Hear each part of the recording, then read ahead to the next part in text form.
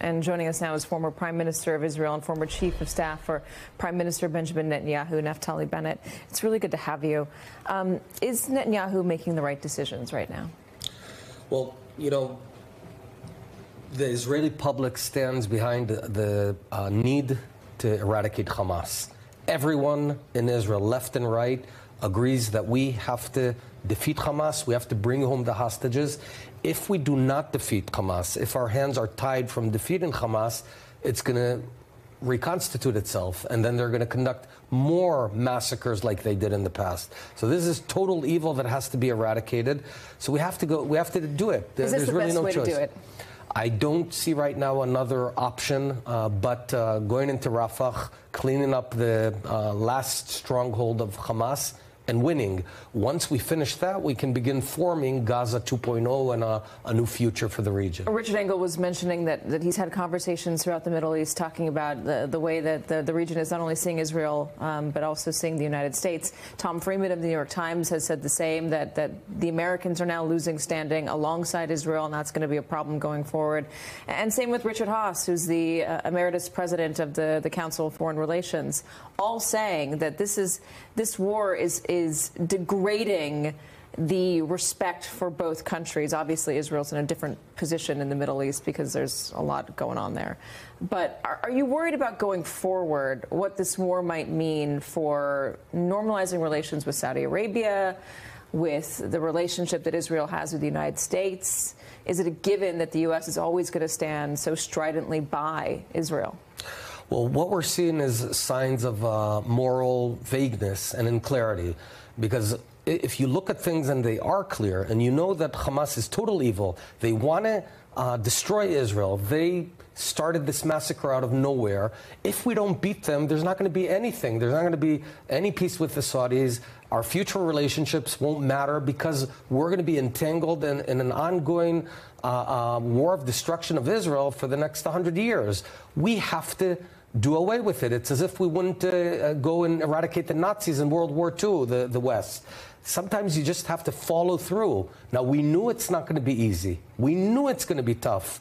But, you know, it's especially during tough moments where we expect decent people to stand behind Israel. We're fighting everyone's war. Make no mistake, if we don't defeat Hamas, we're going to meet radical Islam on the streets of New York and Paris and London. They're coming here. The only way to stop this wave is to beat them. Is Hamas going to walk away from this hostage deal? Is that over? I don't know. The only way to get a deal to happen is to apply more pressure. The fact that there's no deal means they don't feel the sword close enough on their neck. And the reason for that is they sense that the world is going to stop Israel anyway from completing the job. And that's why we have to be very clear about getting the job done and eradicating Hamas. Why not open more aid into Gaza? I mean, I understand that this war could be over if Hamas surrendered. There could be a ceasefire if Hamas agreed to the deal. There should be a lot of pressure on Hamas, given what they're seeing among the Palestinian people that they are there supposedly to champion, or they say they are there to champion. That's not happening. But there's also horrible hunger, and Israel can mitigate that by opening another passage for more aid. They can mitigate that by opening up a port to get into Gaza, not have the Americans build a port for an aid ship to go through. Why is Israel not doing more to help the people, the innocent people of Gaza, who are currently caught in this and suffering? 30,000 dead, more potentially from starvation. Well, first of all, Israel is allowing aid into Gaza. The problem, yes, there's no lack of food in Gaza. The problem is, where in Gaza is it? Because Hamas, when we try and get the food into the people, Hamas then hijacks that food, resells it into the black market, and the food doesn't reach the right people. So, you know, you have people eating very well in Gaza and others who are hungry because Hamas is actually causing this starvation. Now, it's a crazy thing, but that's reality right now. And that's why there's no way around it. We have to destroy Hamas. Do you think that you can destroy Hamas in Rafah and then it'll be over, that this war is coming to a conclusion soon? I don't want to put a timeline on it because it takes time. You know, it took the world years to destroy Germany, Nazi Germany. It took America 20 years in Afghanistan. We're now 5 months in.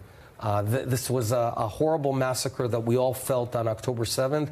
I don't have a precise timeline. We're on it. The best way to make it go away or finish it is to not stop us. Prime Minister Naftali Bennett, thank you very much. We appreciate you coming on. Thank you.